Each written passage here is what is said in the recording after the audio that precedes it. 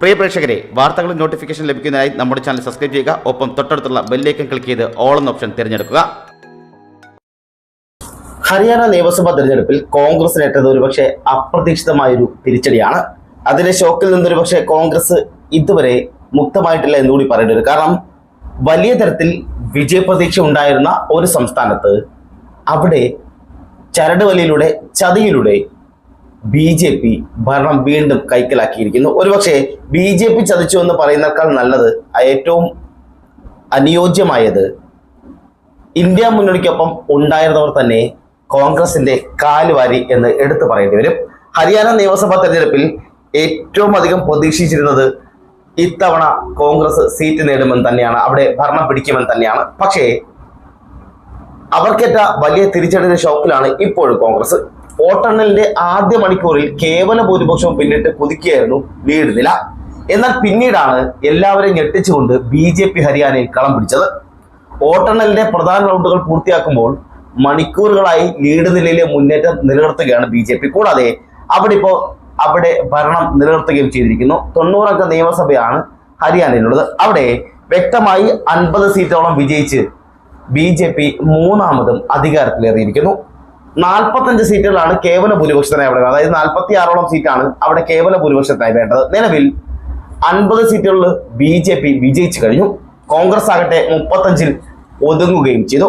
കോൺഗ്രസും BJPയും മുന്നിൽ നിൽക്കുന്ന പല മണ്ഡലങ്ങളും അവിടെ നേരിയ വ്യത്യാസത്തിൽ മാത്രമാണ് ലീഡ് നിലകൾ ഉണ്ടായിട്ടുള്ളത് പോലും. അതിനാൽ തന്നെ BJP വിരുദ്ധ വോട്ടുകൾ ഭിന്നിക്കപ്പെട്ടു എന്നുള്ള കാര്യം തീർച്ച തന്നെയാണ്.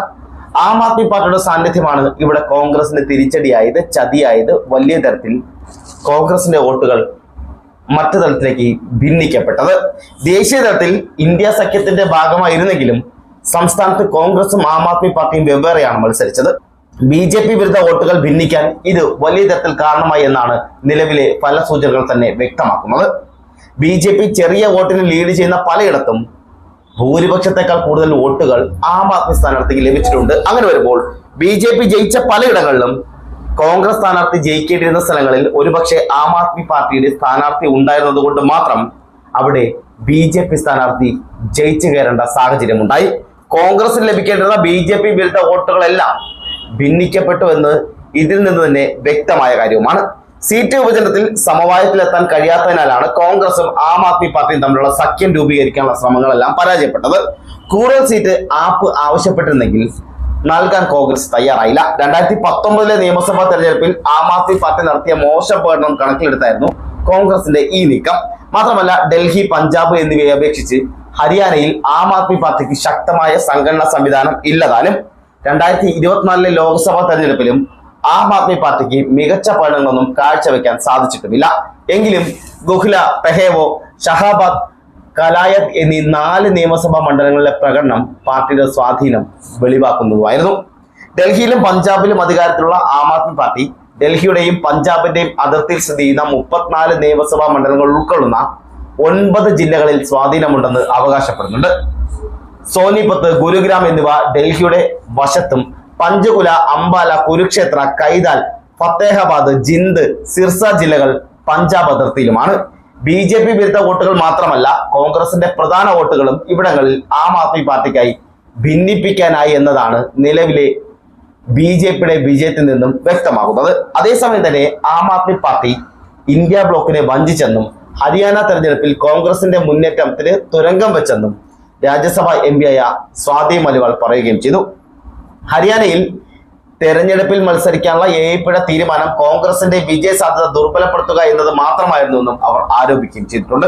ഈ നീക്കത്തിലൂടെ ആം ആദ്മി പാർട്ടി പ്രതിപക്ഷ സഖ്യത്തിന്റെ ഐക്യം തകർക്കുകയാണെന്ന് ആരോപിക്കുകയും ചെയ്തിട്ടുണ്ട്.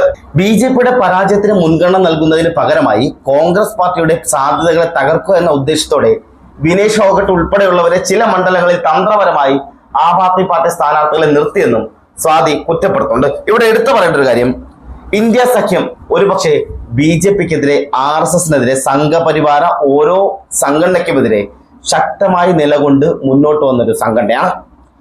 അങ്ങനെ ഇന്ത്യ സഖ്യം വലിയ തരത്തിൽ ശക്തമായി മുന്നോട്ട് പോകുന്ന സാഹചര്യത്തിൽ ഹരിയാനയിലും ഇന്ത്യ സഖ്യം അതേ ലെവലിൽ പോകണമെന്ന് തന്നെയായിരുന്നു കോൺഗ്രസിന്റെ ആഗ്രഹം. പക്ഷേ ഇവിടെ സീറ്റിന്റെ പേരിലുണ്ടായ ചെറിയ കശപിശയുടെ പേരിൽ കോൺഗ്രസ് ലഭിക്കേണ്ട പല വോട്ടുകളും ആം ആദ്മി പാർട്ടി മറിച്ചു എന്ന് മാത്രമല്ല, കൂടെ നിന്ന് അരവിന്ദ് കെജ്രിവാൾ അടക്കമുള്ള ആം ആദ്മിയുടെ നേതാക്കൾ കാലുവാരി എന്ന് കൂടി എടുത്തു പറയേണ്ടി വരും.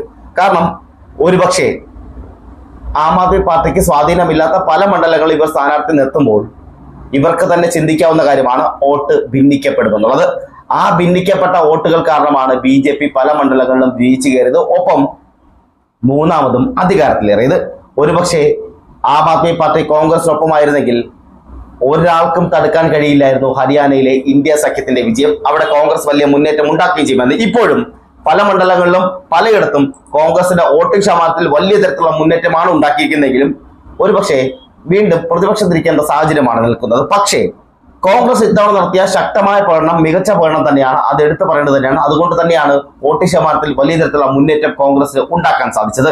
2019 ശേഷമുള്ള ഓരോ തെരഞ്ഞെടുപ്പിലും വലിയ തരത്തിൽ കോൺഗ്രസ് മുന്നേറ്റം ഉണ്ടാക്കുന്നു. 2024 ശേഷം നടക്കുന്ന ഈ തെരഞ്ഞെടുപ്പിൽ മുന്നേറ്റം ഉണ്ടാക്കുമെന്നാണ് പ്രതീക്ഷയെങ്കിലും ഹരിയാനയിൽ കൈവിട്ട് പോയെങ്കിലും വലിയ തരത്തിലുള്ള മുന്നേറ്റവും വലിയ തരത്തിലുള്ള ഒരുപക്ഷെ നല്ല പ്രകടനവുമാണ് കോൺഗ്രസ് കാഴ്ചവെച്ചത് എന്നുകൂടി പറയേണ്ടി വരും.